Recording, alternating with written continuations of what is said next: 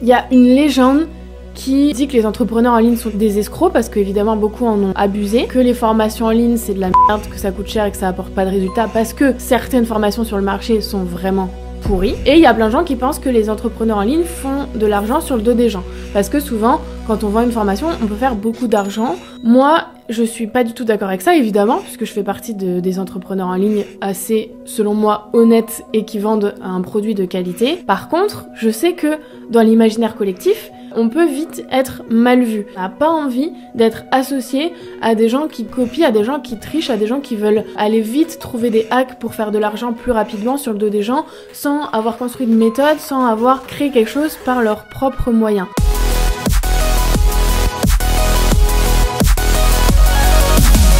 Hello ma queen et bienvenue dans ce nouvel épisode du podcast Strong Girl Boss. Aujourd'hui on va parler d'un sujet absolument brûlant.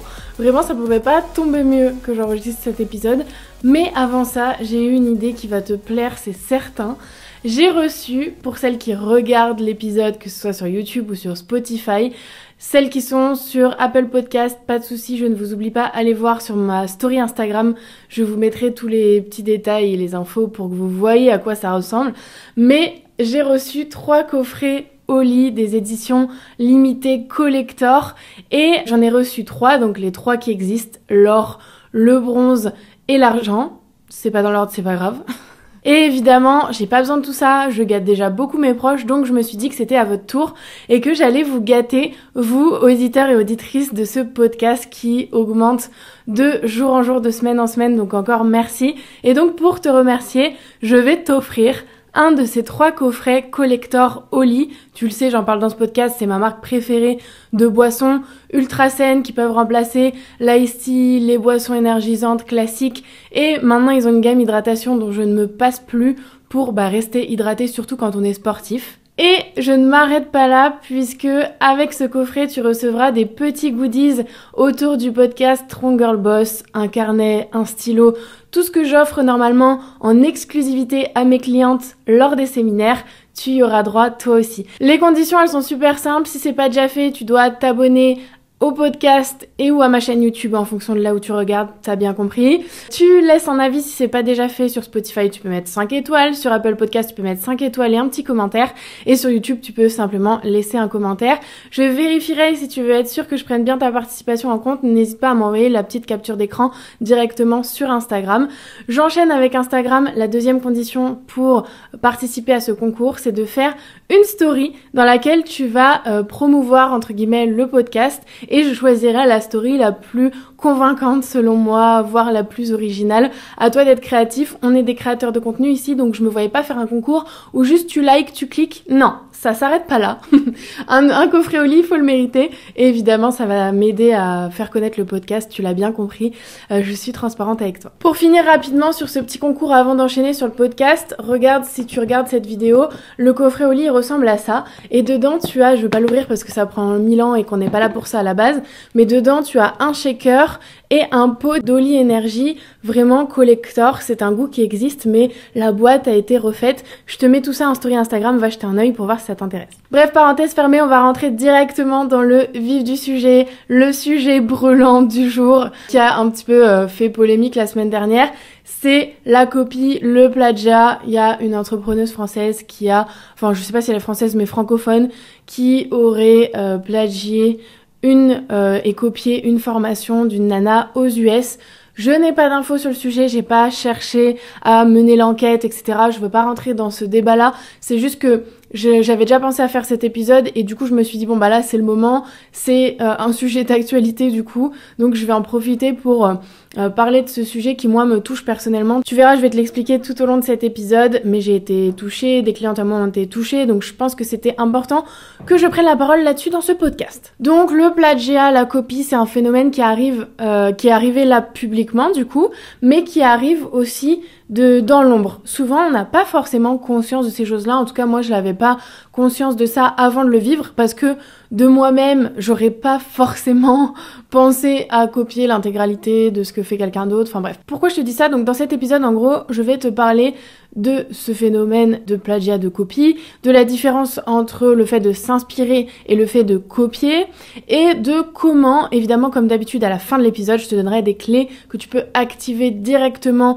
une fois que tu as fini d'écouter pour vraiment ne pas franchir cette limite de la copie, parce que je t'expliquerai aussi pourquoi, selon moi, c'est un risque qu'il ne faut absolument pas prendre, même si c'est tentant parfois, même si c'est le choix de la facilité, de la rapidité.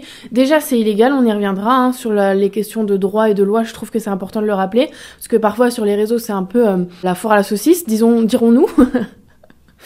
Mais voilà, déjà c'est illégal et ensuite pour toi ça n'a aucun intérêt, je vais t'expliquer pourquoi dans cet épisode. Donc je te disais, je suis pas rentrée dans les détails de cette histoire de la nana qui a copié une autre nana, mais ça m'a permis d'analyser et de comprendre pourquoi ça fait autant de bruit dans le monde de l'entrepreneuriat en ligne.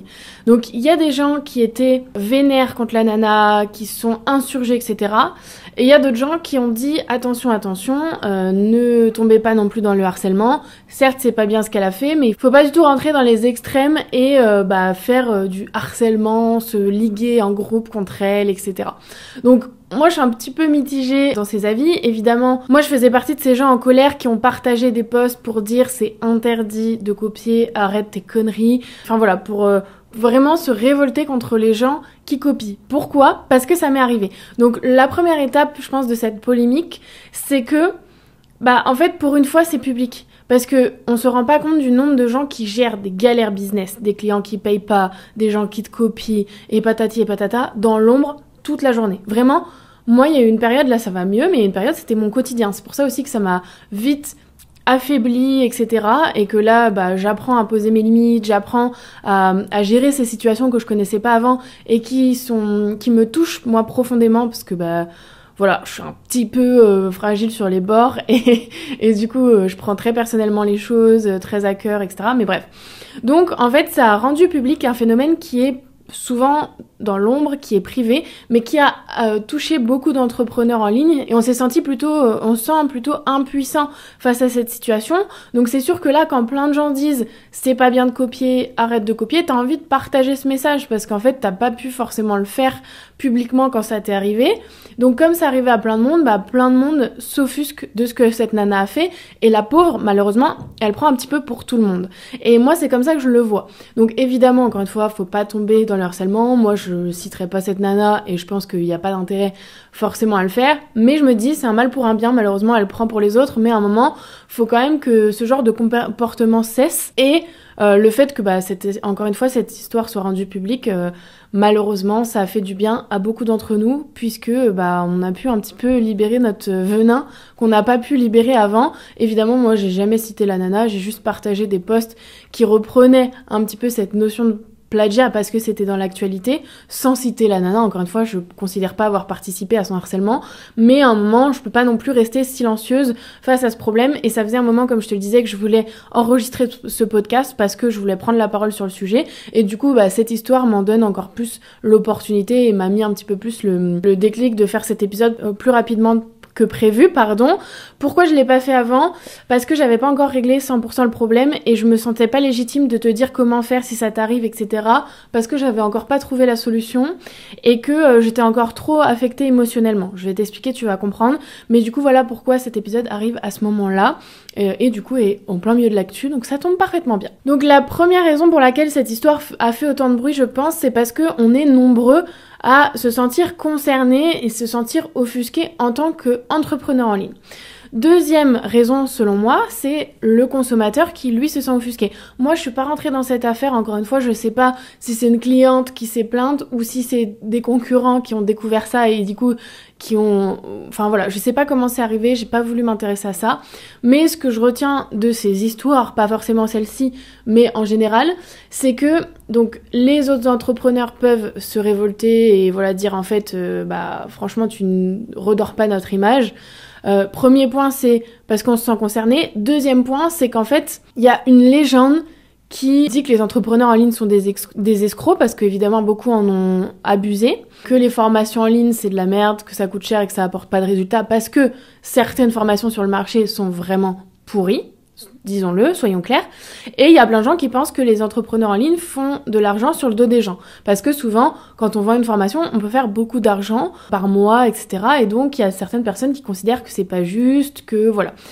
Moi, je suis pas du tout d'accord avec ça, évidemment, puisque je fais partie des entrepreneurs en ligne assez, selon moi, honnêtes et qui vendent un produit de qualité. Moi, j'ai des dizaines de vies qui ont changé, de nanas qui ont rejoint ma formation, donc j'ai aucun doute sur mon produit. Par contre, je sais que dans l'imaginaire collectif, on peut vite être mal vu. Et en fait, ce genre de comportement de nana qui copie une formation et qui le vend ne redore pas du tout notre image. Au contraire, ça affaiblit notre position. Ça peut mettre vite tout le monde dans le même panier, de dire en fait je fais plus confiance parce que ça se trouve c'est même pas sa formation à elle, etc. etc. Donc deuxième point, je trouve, de pourquoi cette histoire fait du bruit, parce qu'en fait on n'a pas envie d'être associé à des gens qui copient, à des gens qui trichent, à des gens qui veulent aller vite trouver des hacks pour faire de l'argent plus rapidement sur le dos des gens sans avoir construit de méthode, sans avoir créé quelque chose par leurs propres moyens. Et ça c'est super frustrant quand toi tu mets toute ton âme, toute ton énergie dans ta formation, que tu donnes des méthodes que tu trouves pas ailleurs, etc. et qu'on va te copier, etc. Et troisième point selon moi, c'est l'aspect consommateur aussi qui se sent qui se sent vraiment frustré parce qu'en fait, s'il y a encore des gens qui pensent qu'aujourd'hui on achète des formations en ligne, quand on achète une formation en ligne, vous vous trompez. On n'achète pas une formation en ligne, on achète souvent une personne derrière. À part si tu fais des MOOC, si t'es dans des trucs vraiment où il n'y a pas de personne, c'est juste des compétences que t'apprends. Mais souvent quand t'es entrepreneur en ligne, que tu crées une communauté, les gens achètent pour le résultat que tu promets, mais aussi pour toi, pour ton histoire, ta personnalité, ce que tu transmets, l'énergie dans laquelle tu es, comment tu fais se sentir la personne quand tu lui parles, etc. Moi, j'ai énormément de nanas qui ont rejoint Success Story suite au fait qu'elles écoutent le podcast de manière régulière, elles ont confiance en moi, elles aiment bien mon énergie, elles aiment bien ma manière d'être, mon honnêteté, ma façon de parler, et donc elles se disent, en fait, ok, je vais prendre sa formation à elle parce que j'ai confiance, parce que je m'identifie, parce qu'elle m'inspire, et pas la formation de quelqu'un d'autre. Même si moi je considère que ma formation est unique, et je le sais parce que c'est mes méthodes que je transmets dedans et celles de personnes d'autres, mais de l'extérieur, t'es pas obligé de croire à ça et t'es pas obligé de voir ça. Ce que tu vois, toi, c'est ma personnalité et le fait que moi, tu me trouveras nulle part ailleurs. Et donc, je comprends les gens qui, quand ils apprennent que en fait la formation ne vient pas d'elle, se sentent super frustrés parce qu'en fait ils ont pas acheté la formation pour la formation, ils ont acheté la formation pour cette nana-là. Donc voilà pour moi le troisième point important de cette histoire qui fait qu'elle a fait autant de bruit. Et je pense que c'est intéressant de revenir là-dessus, et je sais qu'il y a pas mal de nanas qui m'écoutent qui ont des business en ligne ou qui veulent en créer. Ne faites jamais cette erreur. Les gens vous achètent et n'achètent pas des compétences et une méthode que vous aurez pompée chez quelqu'un d'autre. Et j'y reviendrai tout à l'heure, ça peut marcher sur le court terme, mais vous voyez que sur le moyen et long terme, c'est la cata et ça peut vraiment ruiner tout votre business, toute votre image.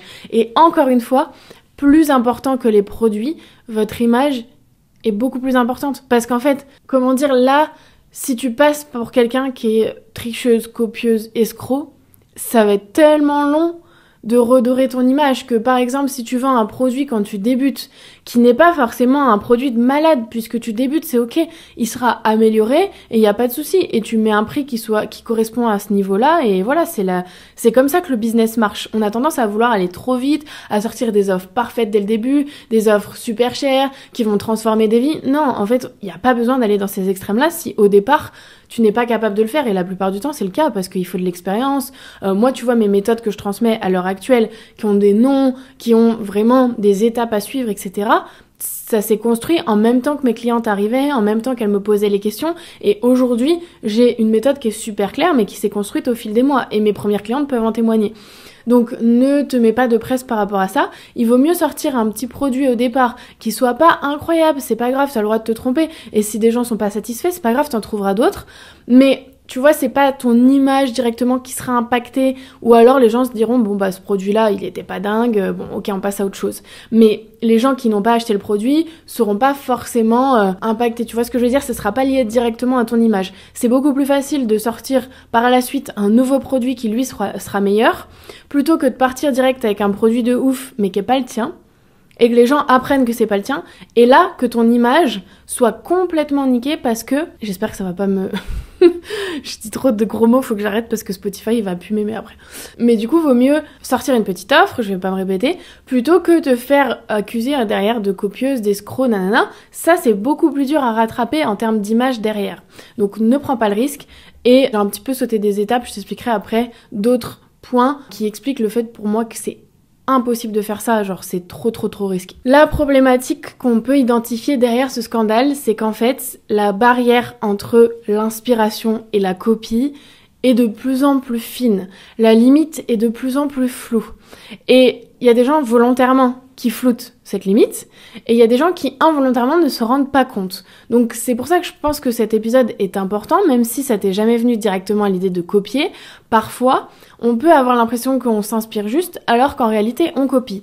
Et inversement, des gens qui copient vont dire « mais non, je me suis inspirée, nanana ». Bref, les réseaux ont flouté complètement cette limite entre la copie et l'inspiration. Donc je pense qu'il est l'heure de remettre l'église au milieu du village, et de cette fois dire les termes et de définir ce que c'est en fait de copier, quels sont les risques, quels sont légalement les droits qu'on a quand on se fait copier ou quand on copie, quels risques on encourt, parce qu'en fait faut arrêter les dingueries, j'allais dire un autre mot, faut arrêter les dingueries parce que je trouve que, là, en ce moment, c'est un peu la porte ouverte à tout et n'importe quoi. J'ai l'impression qu'il y a plein de gens qui veulent prendre la sortie de secours, non, le chemin de la facilité, et qui se disent, ok, je vais copier tout ce qui marche, et comme ça marchera pour moi.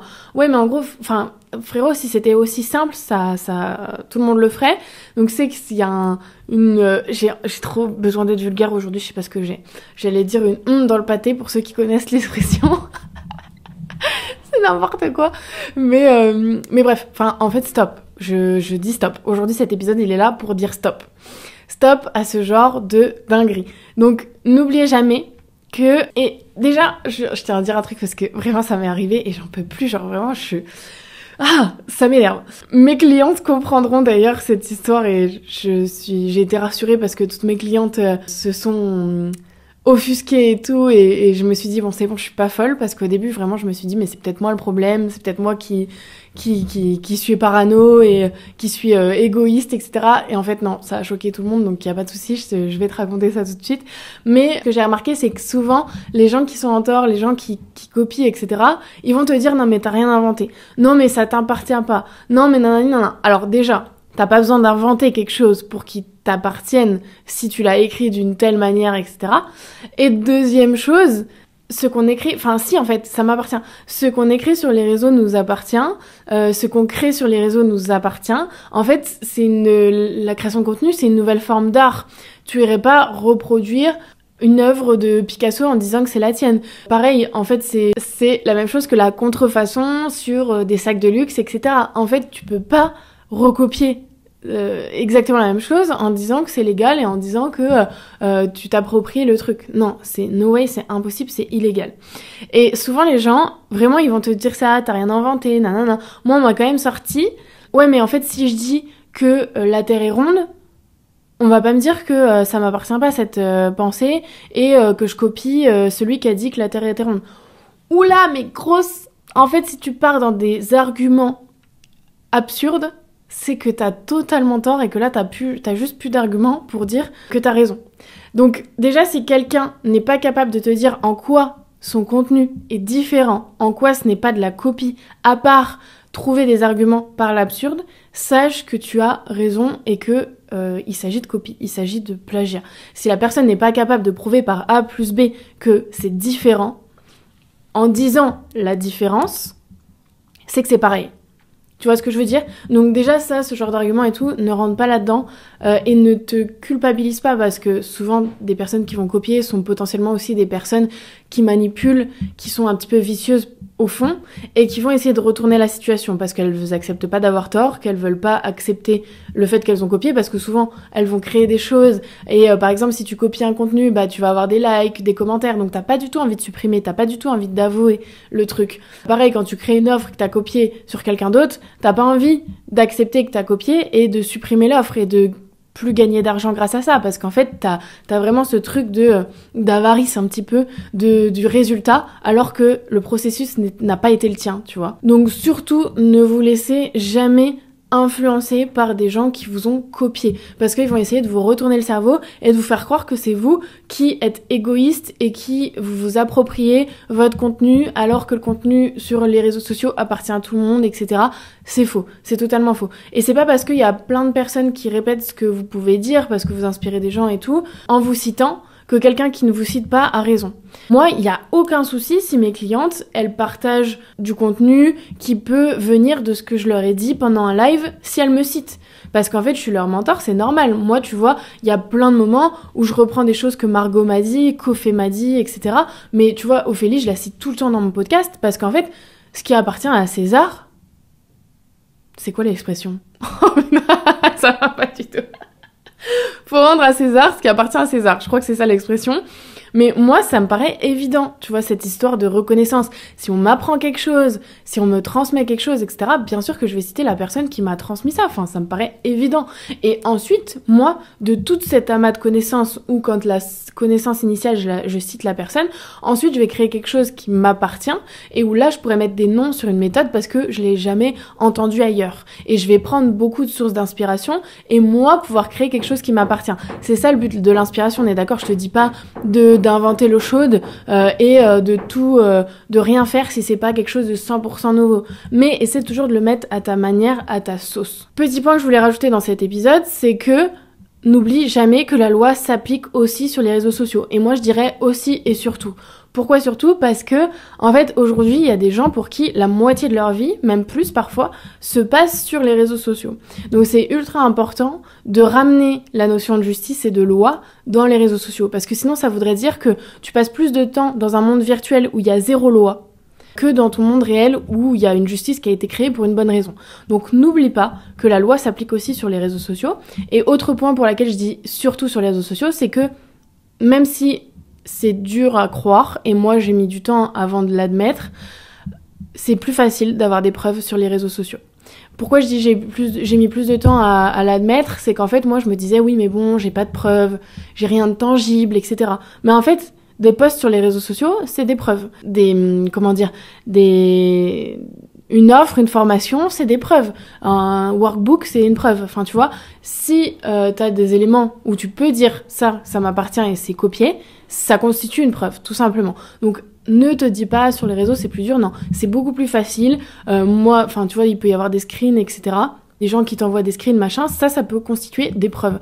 Les réseaux sociaux, c'est un monde différent sur lequel la justice peut s'adapter et ne crois pas que tout est permis. Loin de là. Je te disais tout à l'heure que selon moi, la copie ne vaut pas la peine parce qu'elle peut coûter très cher.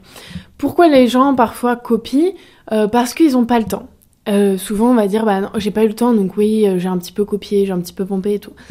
En fait déjà t'as le temps. C'est pas du tout une excuse de copier quelqu'un parce que t'as pas le temps. Parce que ça voudrait dire qu'en fait lui, et c'est le cas, hein, la personne a passé du temps et toi tu te dis bah moi je l'ai pas. Donc je vais lui prendre, tout simplement. Non, ça marche pas comme ça en fait. Moi j'ai identifié 4 éléments sur lesquels, selon moi, ça peut te coûter très cher. Déjà, ça peut te coûter très cher en termes de clients. Parce qu'à partir du moment où le client se rend compte que t'es un escroc, il va pas être content. Tu vas perdre des clients, les gens parlent très très vite. Moi je me suis rendu compte dans l'histoire que je vais te raconter après, que les gens parlent ultra vite. Et parfois sans que tu t'en rendes compte. Donc toi, tu vas faire ton truc. Et en fait, derrière toi, il y a tout un tas de gens qui parlent entre eux, etc. Surtout sur les réseaux sociaux, malheureusement, ça va très vite. Qui partagent tes stories, qui nanana. Donc ça va très très très très vite revenir à l'oreille de celle qui est à l'origine du contenu potentiel que tu vas copier. Donc ça... Tes clients, ils vont forcément être informés à un moment donné et tu vas perdre des clients, même si tu vas pouvoir en gagner très vite parce qu'en fait, tu n'auras pas passé le temps sur la création de ton offre ou sur la création de ton contenu. Tu vas derrière pouvoir en perdre très vite. Je parle de clients, mais ça marche aussi pour les abonnés. Un abonné qui se rend compte à un moment que tu copies du contenu, tu vas perdre tes abonnés. Il y a une histoire qui est connue avec ce phénomène, c'est celle de Gad Elmaleh, qui avait plagié un contenu américain, il me semble aussi, dans son spectacle. Ça n'a pas forcément été prouvé, lui dit que c'est pas vrai, etc. Moi, encore une fois, je prends pas part à ça.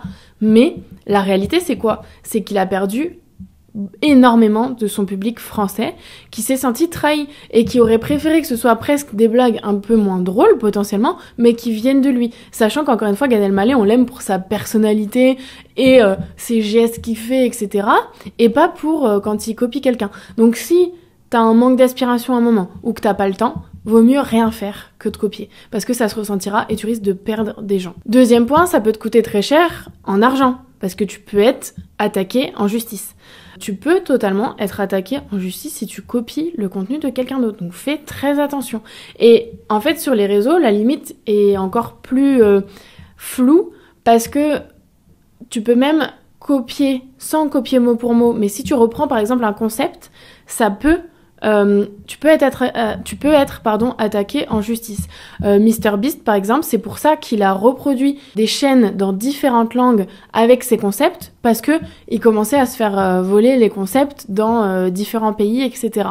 Et en fait, tu vois, par exemple, je pense à la télé. La télé va reprendre des émissions, la télé française va reprendre parfois des émissions américaines. Mais ils payent les droits sur cette émission, ils payent le concept et ils reprennent. Ça, c'est ok.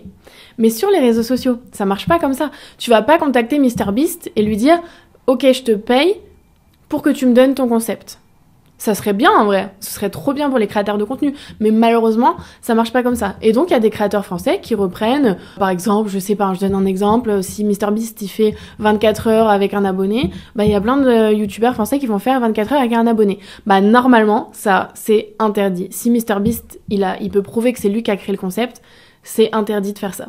Donc, tu peux t'inspirer, encore une fois. Par exemple, pour ça, si c'est 24 heures avec un abonné, bah, tu peux très bien trouver une autre manière de faire un contenu avec ton abonné, mais pour créer ton propre concept. C'est ultra important. Donc, c'est ça, en fait, la différence entre s'inspirer et copier. C'est que copier, c'est vraiment prendre un concept ou, bon, je parle même pas de copier-coller parce que là, ça arrive malheureusement, mais là, bon, le copier-coller, je pense que je te fais pas de dessin, t'as compris que c'était de la copie, du plagiat. Mais parfois, il y a cette limite de, est-ce que j'ai le droit de reprendre le même concept? Moi, ce que je te conseille de faire quand c'est comme ça, par exemple, moi, je vais créer un concept, je sais pas, je vais faire un podcast par jour pendant une semaine sur la thématique business, je sais pas quoi. Si, par exemple, quelqu'un qui m'écoute sur le podcast a envie de reproduire ça parce qu'il trouve que c'est un super concept, que ça peut grave aider sa communauté, etc. Le sentiment est bon à la base. Cette personne va m'envoyer, bah écoute, j'ai trop aimé ton podcast, ton concept de 7 jours, j'ai un podcast qui s'appelle machin, qui parle de ça, et j'aimerais trop reprendre ce concept, est-ce que t'es d'accord? Moi, quelqu'un qui vient comme ça me demander ça, je lui dis, mais pas de souci. Évidemment, je vais vérifier que la personne, elle répète pas exactement ce que je dis, parce que là, c'est no way. Mais si tu veux reprendre mon concept, il y a zéro souci. En fait, moi, je suis super... tu vois, ma formation, à la base, c'est des nanas qui sont dans la même thématique. Donc, je considère qu'il n'y a pas de concurrence sur les réseaux sociaux. Je considère que tout le monde a sa place. Donc, c'est pas moi qui vais t'empêcher de faire un truc. Si c'est fait dans les bonnes conditions, si, tu vois, si la nana, elle dit au départ, bah, je reprends ce concept de Mathilde Wood, j'ai adoré nana, bah, je suis trop contente, en fait, si je peux inspirer d'autres personnes à créer du contenu, je suis ravie. Par contre, si tu le fais dans mon dos, là, je vais pas être très contente. Là, ça va me frustrer un peu. Là, je vais me dire, en fait, tu reprends mes idées à ton compte pour une mauvaise intention. Ce qui est pas forcément le cas, peut-être. Mais en fait, si tu le dis pas, inconsciemment, ça va créer cette notion de tu l'as fait dans mon dos. C'est pas normal de le faire dans mon dos. Troisième étape, c'est que ça peut te coûter très cher en termes d'image. Je vais pas revenir là-dessus, je t'en ai parlé au début de l'épisode. Quatrième point, ça peut te coûter très cher en niveau santé mentale. Comme je te l'ai dit au début de l'épisode, l'histoire qui a explosé là il y a quelques semaines, il y a des gens qui se sont un petit peu révoltés en disant « calmez-vous » parce que la nana, elle va péter un câble. Si elle se suicide parce qu'elle a reçu des dizaines de milliers de messages qui lui disent « t'es une escroc, t'es une copieuse, t'es une voleuse », vous serez pas très fiers normalement. Eh bien ça peut malheureusement t'arriver. Si tu copies, en fait, tu peux avoir une vague de mécontentement sur toi, de haine. C'est pas normal, je le cautionne pas du tout. Encore une fois, je me répète, ça devrait pas arriver, mais à un moment, c'est le revers de la médaille. Si t'as fait une connerie, tu vas prendre le retour de médaille. Donc si jamais ça t'arrive, reste forte et surtout fais en sorte, trouve une stratégie, contacte quelqu'un, un coach business, quelqu'un qui va pouvoir t'aider à te relever de ça, à changer de business model, à te recréer une image, un branding et tout. C'est pas fini, loin de là. Si ça t'arrive, c'est ok, tu as le droit de faire des erreurs, mais par contre ne continue pas dans ton entêtement, n'écoute pas les gens qui vont te donner de la haine, etc. Essaie de trouver une solution pour t'en sortir, mais la meilleure solution selon moi, je le répète, c'est de ne pas le faire. Bon, mon appareil s'est mis en surchauffe et je crève la dalle, donc je vais essayer d'accélérer un petit peu parce qu'on est déjà à 30 minutes, je crois, plus de 30 minutes de podcast, alors que je vous ai même pas raconté mes histoires avec le plagiat, la copie, etc.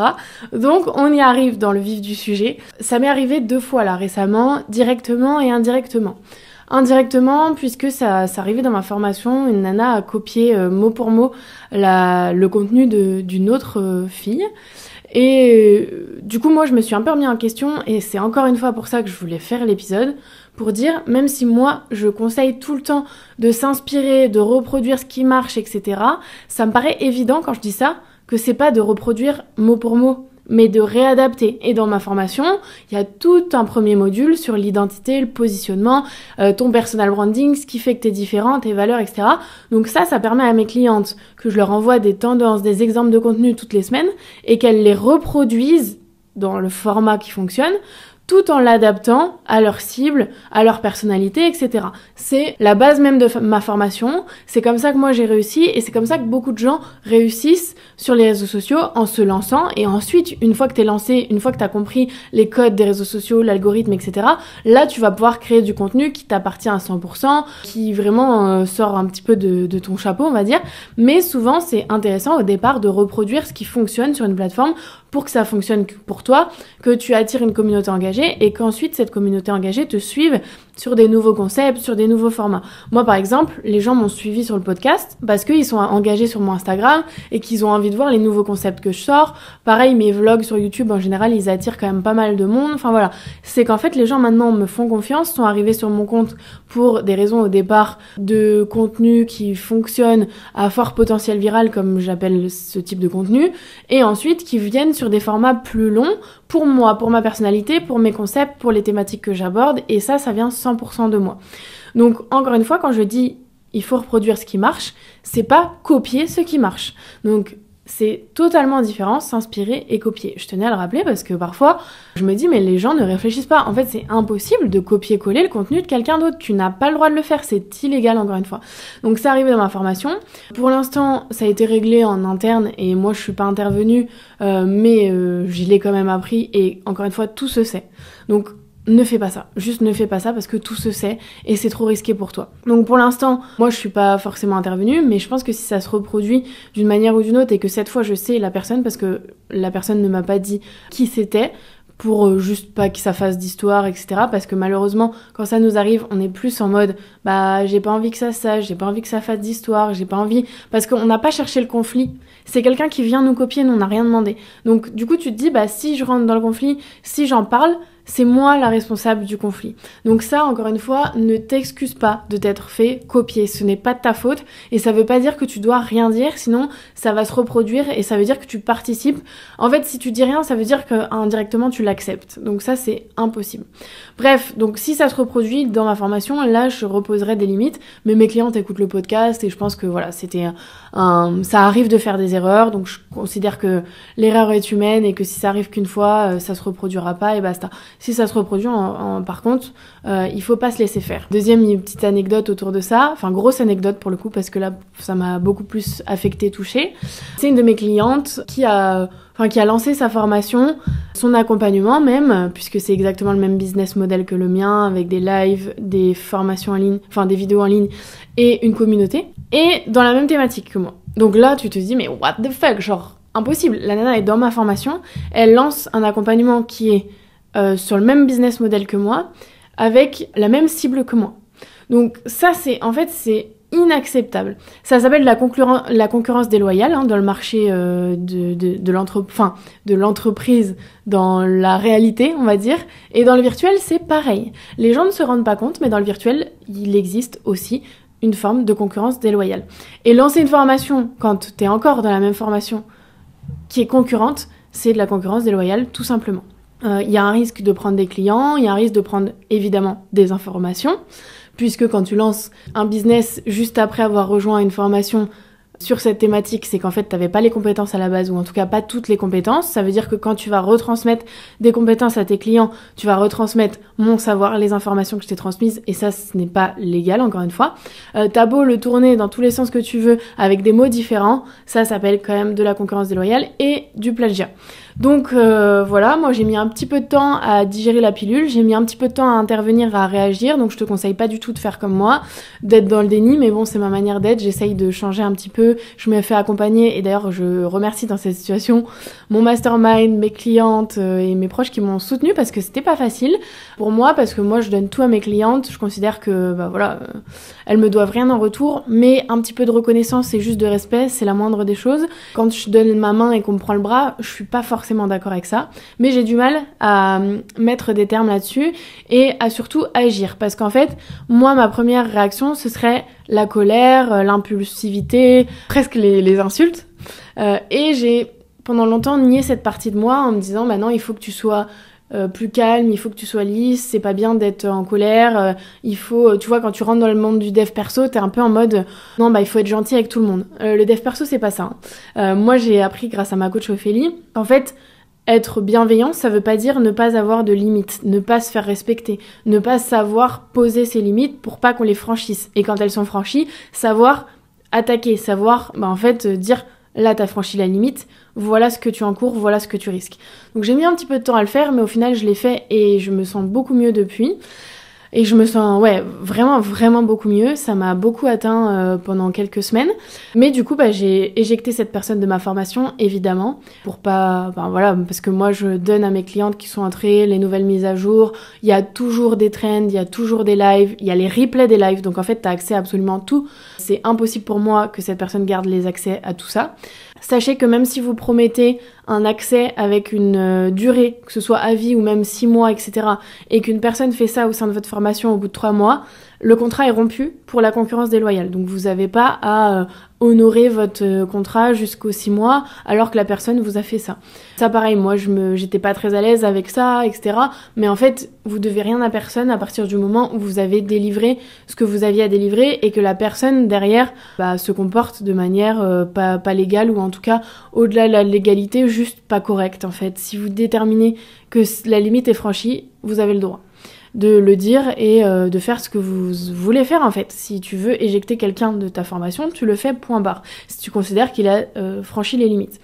Donc j'ai éjecté cette personne et comme j'ai vu qu'elle continuait un petit peu à pomper à droite à gauche tout ce qu'on transmet dans ma formation, que ce soit moi ou mes coachs, j'ai mis encore plus de limites en disant que les prochaines fois, ce seraient mes avocats qui s'en chargeraient.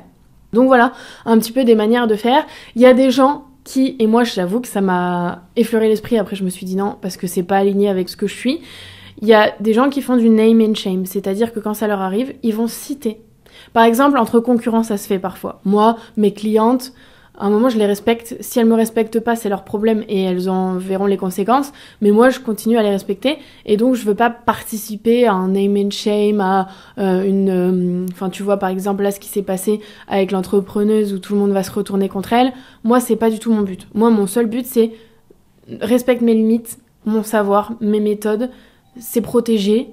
Et voilà, c'est la loi. Le reste, c'est pas, je m'en fous de dire qui c'est, de pointer le doigt, etc. De toute façon, moi je l'ai pas appris par moi-même, c'est des gens qui m'ont envoyé des screens, qui m'ont envoyé des informations, etc.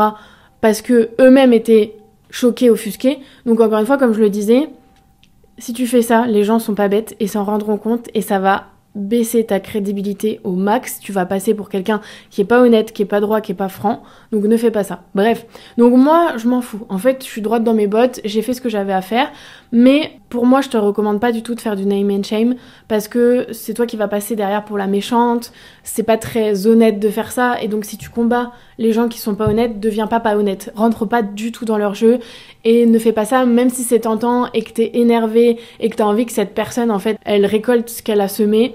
le karma fera les choses. Moi, je considère que la roue tourne et qu'à un moment, ça s'arrêtera. Et comme je te l'ai dit, sur le court terme, tu peux vite gagner de l'argent et des clients parce qu'en fait, t'as pas fait le travail que les autres ont fait de création d'offres, etc. Mais sur le moyen et long terme, ça se cassera la gueule, c'est clair et net. Donc voilà, laisse l'univers faire les choses. Mais par contre, pose tes limites. Moi, j'étais en mode, oui, mais de toute façon, ma formation, c'est la meilleure, donc j'ai pas de soucis à me faire, etc. Mais à un moment, il faut quand même mettre tes limites et dire ce qu'il y a à dire et rappeler la loi tout simplement. Et en parlant de loi, je voulais juste rappeler le fait que le plagiat sur les réseaux sociaux, donc copier-coller ou reprendre un contenu, etc., c'est interdit, je te l'ai déjà dit, mais j'ai repris cette phrase, j'ai trouvé sur internet. Légalement, le contenu ou création d'un internaute est considéré comme une propriété. La réutilisation d'une création constitue donc une violation des droits de propriété intellectuelle de l'auteur. Donc tu vois, il y a une notion d'un peu de droit d'auteur sur internet. Si tu en doutais encore, voilà, aujourd'hui, dans cet épisode, tu comprendras que c'est interdit et que ça constitue une violation des droits de propriété intellectuelle. Bref, voilà, tout ça pour te rappeler de poser tes limites et de ne pas te laisser faire si ça t'arrive, mais de le faire vraiment de manière... en fait, comment dire ? Moi, j'étais vraiment en mode, soit j'insulte la personne, soit je fais rien, je suis dans le déni et je dis rien. En fait, il y a un équilibre à ça. Et c'est potentiellement un petit peu dur à trouver, donc n'hésite pas encore une fois à te faire accompagner par des juristes, par une coach business, quelqu'un qui pourra te dire, en fait, fais ça, pose tes limites, dis ça, etc.